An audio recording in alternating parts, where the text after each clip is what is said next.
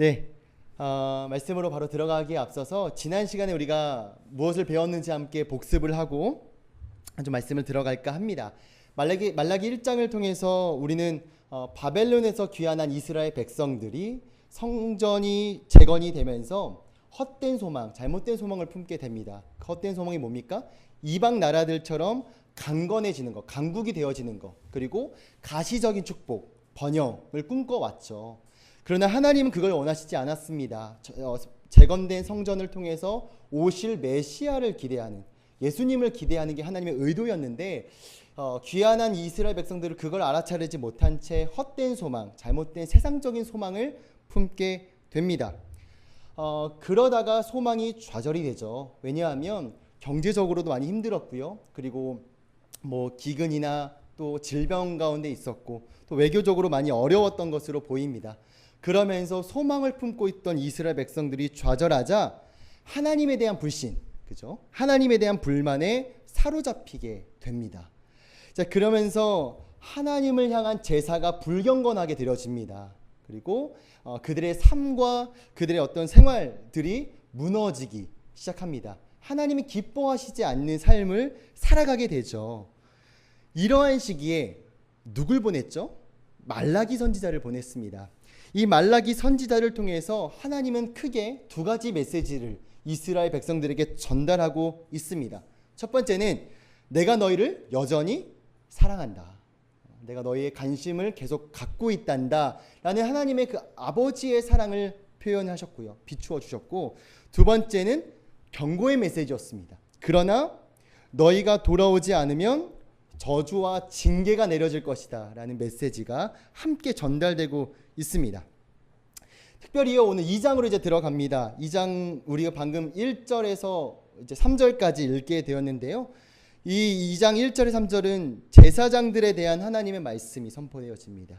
네, 특별히 제사장들의 죄에 대해서 언급을 하고 있죠. 이제 제사장들을 위한 메시지이다 보니까 오늘날 우리가 적용을 할 때 이거는 목사님이나 아니면 전도사님, 저 같은 사역자들이 들어야 할 메시지이니까 그런 분들만 잘 들어야 하는 메시지라고 우리가 생각을 할 수가 있는데, 그러나 우리가 모두 제사장으로 부름을 받았습니다. 베드로전서 2장 9절에 보면요, 왕같은 제사장이라고 우리를 칭하고 있죠. 그만큼 오늘 제사장을 향한 하나님의 말씀이 특별한 사역자에 국한되어 있는 메시지가 아니라 저와 여러분들 성도에게 향한, 왕같은 제사장들에게 향한 하나님의 말씀임을 잊지 마시고 말씀으로 들어가 보도록 하겠습니다. 자, 2장 1절 같이 한번 읽어볼게요. 함께 읽겠습니다. 시작. 네, 2장 1절에서는 한글 성경에는 너희 제사장들아 라고 시작을 하죠.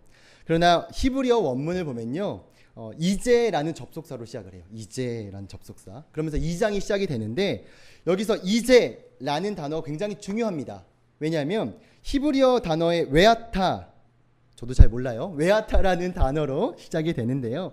이 웨아타라는 그 이제라는 단어는요, 언제 사용이 되어지냐면 재판장이 법적 판결을 내리기 전에 사용되어지는 관례적 표현이라고 합니다. 재판장이 법적 판결을 내리기 전에 그 판결문을 낭독할 때 이제라는 단어를, 웨아타라는 단어를 쓴다라고 합니다. 즉 2장에 시작되는 이 하나님의 말씀은요, 제사장들에게 법적 판결, 뭡니까? 단순한 경고, 단순한 가벼운 충고가 아니라 그만큼 무겁고 그만큼 진중한 하나님의 판결이 지금 선포되어지고 있음을 알 수 있습니다.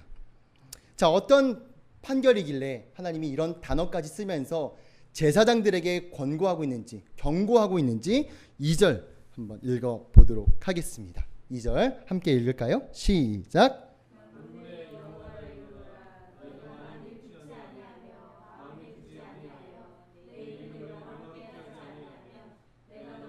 저주를 내려 너희의 복을 저주하리라. 내가 이미 저주하였나니 이는 너희가 그것을 마음에 두지 아니하였음이니라. 아멘. 말라기를 묵상하면서요, 제가 지난 시간에도 나눴던 것 같은데 자꾸 부모님의 그 매맞음이 자꾸 생각이 납니다. 저희 어머니가 저를 이렇게 훈계하실 때, 훈육하실 때 항상 사랑의 매를 대시고 난 다음에 어떤 경고를 하셨냐면, 제가 너무 많이 들어갖고 어떤 경고를 하셨냐면, 만약 너 용재 너 똑같이 반복하면 앞으로 더 맞을 거야, 이런 말씀하셨어요. 그 만약이요, 되게 무서웠어요. 제가 아니 사람은 자꾸 넘어지면서 크는 건데 만약 너가 실수 한 번 더 하면, 이렇게 좀 이런 어떤 가정을 좀 두셨죠. 그러면서 너가 한 번 더 만약에 너가 한 번 더 실수하면 지금 맞은 거에 2배를 맞을 거다라고 경고를 해 주셨습니다. 어렸을 때는요, 제가 어디에 자꾸 초점을 맞췄냐면 10대 더 맞는 것에 초점을 맞췄거든요. 그게 너무 무서웠어요. 근데 크고 나서 생각해 보니까 엄마의 바램, 이 부모의 바램은 10대 더 때릴 거에 대한 것에 포커스를 맞춘 것이 아니라 너가 반복하지 않았으면 좋겠다의 포커스가 있는 거잖아요. 왜 제가 이 이야기를 하냐면요, 오늘 하나님께서도요, 너희가 만약 뭐뭐하지 않는다면 이라는 의미를 지닌 조건문, 히브리어 임이라는 문법을 사용하고 있는데, 이 임이라는 표현을 2번이나 반복해서 사용하고 있습니다. 지금 겹쳐서 이게 반복되는 느낌이 잘 안 드는데, 원문으로 풀으면요, 이렇게 반복돼요. 너희가 만일 듣지 아니하며, 너희가 만일 마음에 두지 아니하여 내 이름을 영화롭게 하지 아니하면, 이라고 반복하고 있습니다. 여러분, 하나님이 왜 반복을 했을까요? 우리 많이 배웠죠. 반복은 어떤 의미가 있을까요? 그렇죠. 너무 수준이 높은 성도님들이십니다.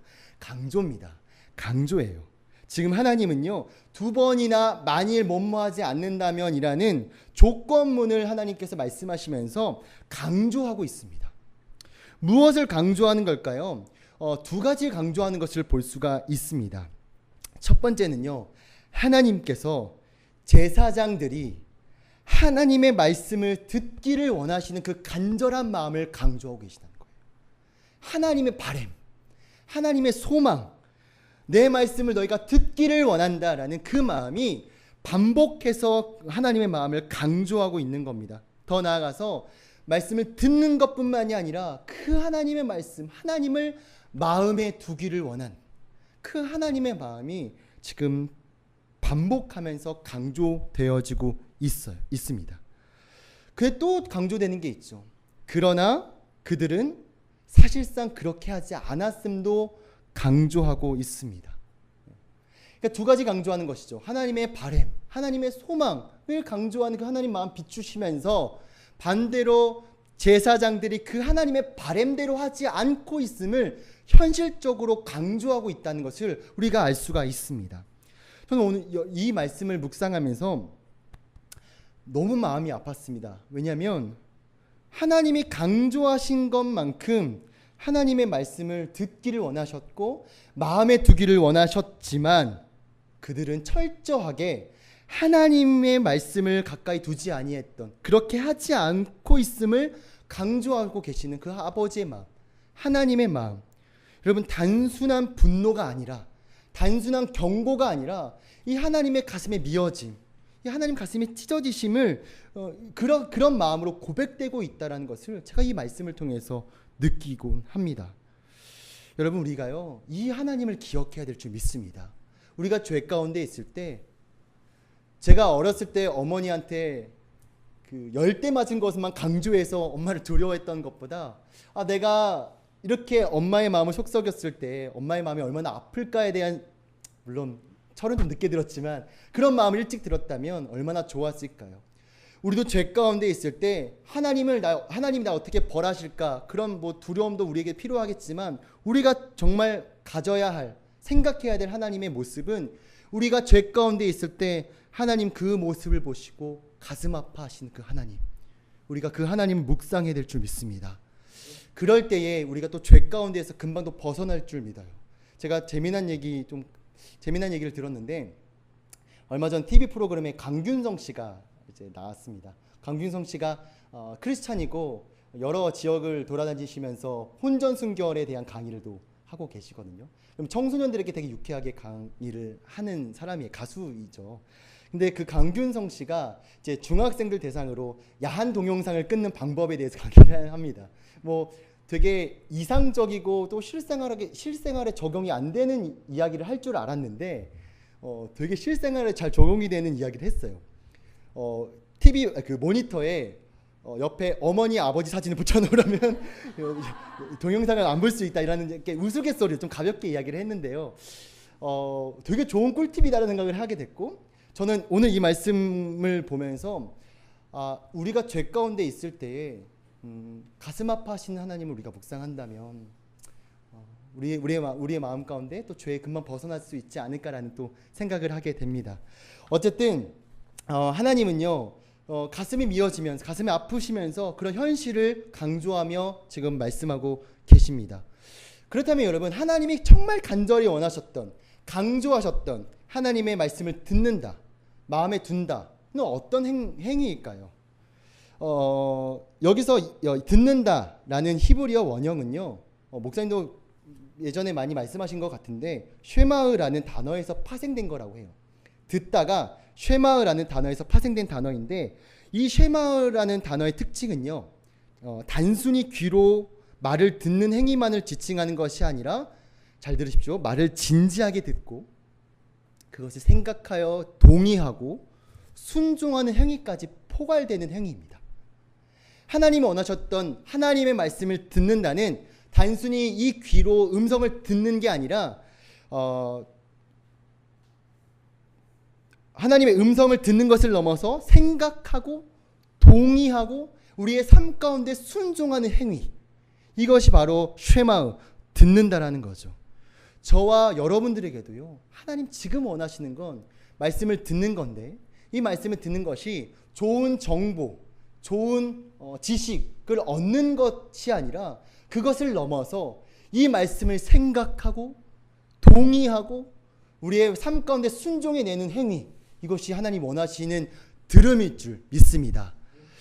저 현진 사모님과 이제 예배를 마치면 집으로 가는 차 안에서 저희는 말씀 나눔을 해요. 되게 건강하죠? 말씀 나눔을 하는데, 근데 한동안요, 저희가 12월 달에 결혼했으니까 한 3, 4월 달까지는 어떤 나눔이었냐면 정보 확인차 나눔이었어요. 그게 그 단어래. 몰랐지. 다윗이 그랬대. 이런 어떤 정보 확인차. 그리고 끝났어요. 그래서 집에 돌아가는데 서로 나눔은 했는데 풍성한 느낌이 아닌 거예요. 네. 그냥 정보 전달만 확인하는 느낌이었습니다. 그러면서 저와 현진 사모님이 이제 피드백을 가지면서 우리가 이렇게 나눠서는 그냥 지식만 쌓는 느낌이 드니까 우리 이런 질문을 서로 해보자. 그래서 하나님이 원하시는 게 뭐야? 라는 질문을 서로 한번 해보자. 그래서 삶에서 그 말씀을 적용해내는 서로 피드백을 나눠보자 라는 이야기를 했습니다. 뭘 말하고 싶냐면요, 오늘 말씀을 들으면서 단순한 정보를 넘어서 하나님의 음성을 진지하게 듣고 동의하며 순종하는 삶까지 살아내는 저와 여러분들이 되기를 진심으로 소망합니다. 하나님 그것을 간절히 원하셨대요. 자, 두 번째는 마음에 둔다입니다. 마음에 둔다. 이 마음에 둔다는요, 타시무 알레브라는 단어를 사용했는데요. 이건 뭐냐면 무엇인가를 깊이 마음에 새기고 그것을 행하기 위해서 열심을 품는 행동이래요. 어디에 포커스를 맞췄냐면 그것을 듣고 마음에 새기는 거고요. 이 마음에 새긴 것을 열심히 표현하는 이 행동을 마음에 두다라는 단어로 썼다라는 거예요. 그걸 하나님이 원하셨다라는 거죠. 이 행위를 저희 목사님은 이제 씨름이라는 단어를 종종 사용하십니다. 여러분, 우리는요, 말씀을 듣고 치열하게 삶 속에서 살아내는 씨름을 하셔야 합니다. 그래서 신앙인, 성도, 그리스도인으로 살아가는 것이 복되지만 늘 평화롭고 문제가 없는 것이 아니라 세상과 늘 씨름하는 치열한 삶임을 우리가 또 알아야 될 줄 믿습니다. 올해 표어가 성도로 인정받는 삶이잖아요. 제가 올해 초에 다짐했던 게 목사님에게도 나눴지만 성도로 인정받는데 어디에서 인정을 받냐면 가정에서 인정을 받자 이었어요. 처음엔 자신이 있었습니다. 근데 이게 선배님들 앞에서 참 제가 정말 어렵더라고요. 가정에서 성도로서 인정을 받는다는 것이 많이 넘어지기도 했고 많이 힘들기도 했지만 저는 치열하게 씨름하고 있습니다. 성도로서 내 배우자부터 인정을 받는 이 씨름, 넘어지기도 하고 때로는 절망하기도 하고 실망도 많이 했지만 저는 지금 가고 있는 이 길이 복된 길임을 경험하고 있습니다. 저 여러분 잘 아시다시피요, 우리 힘으로는 참 어렵죠. 그래서 늘 예배 가운데 나와서 말씀으로 깨어지고 또 하나님의 은혜를 힘입어서 이 씨름을 계속해 나갑시다. 할렐루야, 아멘. 2장 2절 다시 한번 읽어볼까요? 우리 하반절을 설명할 텐데 한 번 더 읽고 우리 하반절 좀 설명하도록 하겠습니다. 복에 대한 저주를 하나님 선포하신대요. 2장 2절 한 번 더 읽겠습니다. 시작. 너희가 만일 듣지 아니하며 마음에 두지 아니하여 내 이름을 영화롭게 하지 아니하면 내가 너희에게 저주를 내려 너희의 복을 저주하리라. 내가 이미 저주하였나니 이는 너희가 그것을 마음에 두지 아니하여. 하나님이 원하시는 것을 분명히 말씀하셨지만 이스라엘 제사장들은 그렇게 살지 못했습니다. 그런 삶을 살아내지 못해서 하나님은 저주를 내린다라고 말씀을 하시죠. 여기서 우리는 저주가 어떤 저주인지 우리가 살펴볼 필요가 있는데 저주는 크게 두 가지 의미가 있음을 추측해 볼 수 있습니다.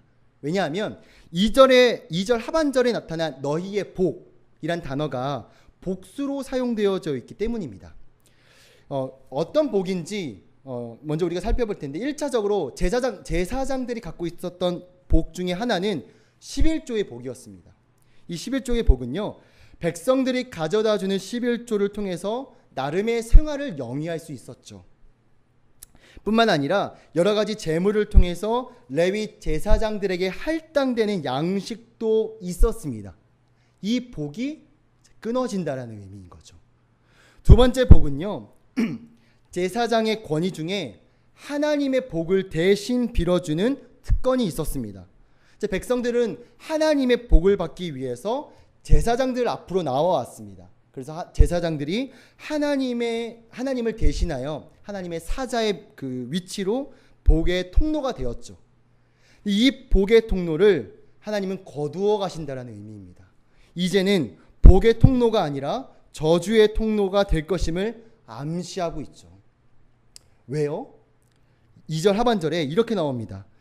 너희가 그것을 마음에 두지 아니하였음이라. 이와 같은 그들의 복이 저주로 바뀐 이유는 하나님의 말씀을 마음에 두지 않았기 때문임을 분명하게 하나님은 밝히고 있습니다. 3절에 보면요, 더 구체적으로 하나님의 저주가 나타나고 있는데요. 3절 한번 읽어보겠습니다. 시작. 꾸짖을 것이요 똥 곧 너희 절기의 희생의 똥을 너희 얼굴에 바를 것이라. 너희가 그것과 함께 제하여 버림을 당하리라. 하나님은요, 저주의 내용 중에 자손을 꾸짖는다라고 3절에 시작을 합니다. 지금도 그렇지만요, 고대 사회 속에서는 자손들을 통해서 가족의 이름을 보존하는 것이 가장 중요한 일 중 하나였습니다. 여기서 여러분 꾸짖다라는 동사는요, 단순히 혼내고 경고하고 이런 게 아니라 꾸짖다의 동사를 보니까 자르다, 분리시키다, 감소시키다 라는 의미가 있더라고요. 즉 자손들을 꾸짖다라는 그 의미는 자손들의 감축을 의미하고요. 그 자손들의 감축은 그들의 집안의 미래를 위협하는 것이었고 가장 큰 경고 중에 하나이었을 겁니다. 그만큼 하나님의 분노와 하나님의 그 돌아오길 원하는 그 간절한 마음이 전해지고 있다는 것이죠. 자손들을 꾸짖는 것도 표현을 하셨고 또 3절에 되게 놀란 표현을 하나님이 하십니다. 그게 뭐냐면 똥을 얼굴에 바를 것이다 라고 표현을 하죠. 이것은요, 단순히 더러운 것을 얼굴에 바른다라는 그 의미를 넘어서 그 똥이 어떤 똥이냐면 절기의 희생의 똥이라고 표현을 하고 있습니다. 그러니까 그러니까 무슨 말이냐면 절기 때 제물을 바칠 짐승들의 그 창자와 내장에 있는 배설물들을 다 제거하고 드렸어야 했는데 이 제사장들은 그걸 제거하지 않은 채 드렸다라는 거죠. 뭡니까?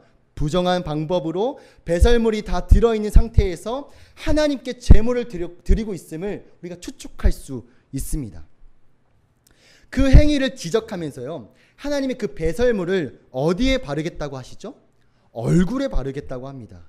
여러분, 얼굴은요, 우리가 뭐 하나님의 얼굴이란 표현도 하고, 이 얼굴은 뭘 나타내냐면 그 사람의 상태, 그 사람의 대표적인 신체 기관입니다.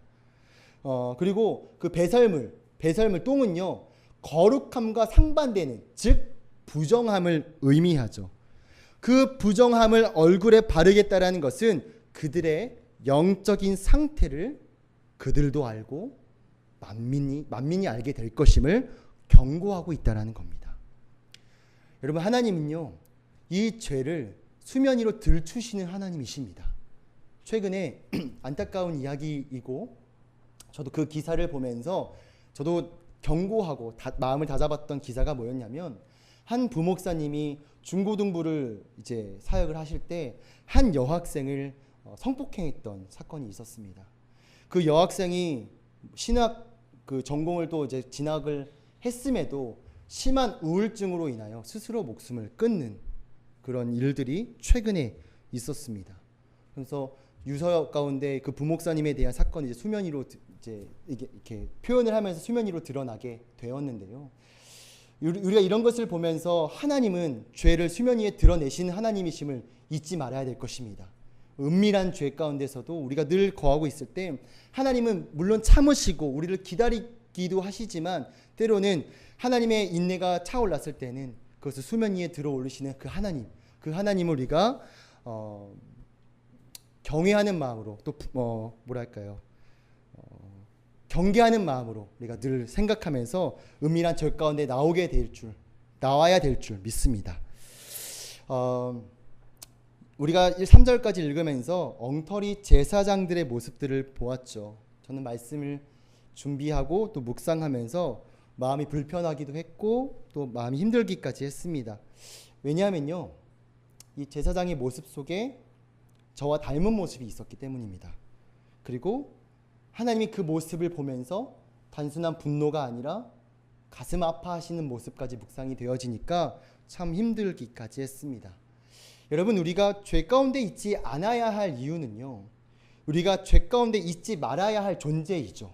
우리는 하나님의 자녀이니까요. 그리고 더 나아가서 죄 가운데 있으면 하나님이 슬퍼하시기 때문입니다. 엉터리 제사장들, 어쩌면 우리들의 모습이 아닌지 점검해 봅시다. 다른 나라 사람의 이야기, 다른 사람의 이야기로 우리가 듣지 마시고 이 모습 속에 성령님께서 말씀을 통하여 우리의 삶을 조명하셔서 우리의 삶을 되돌아보는 귀한 은혜가 있기를 소망합니다. 기도하겠습니다.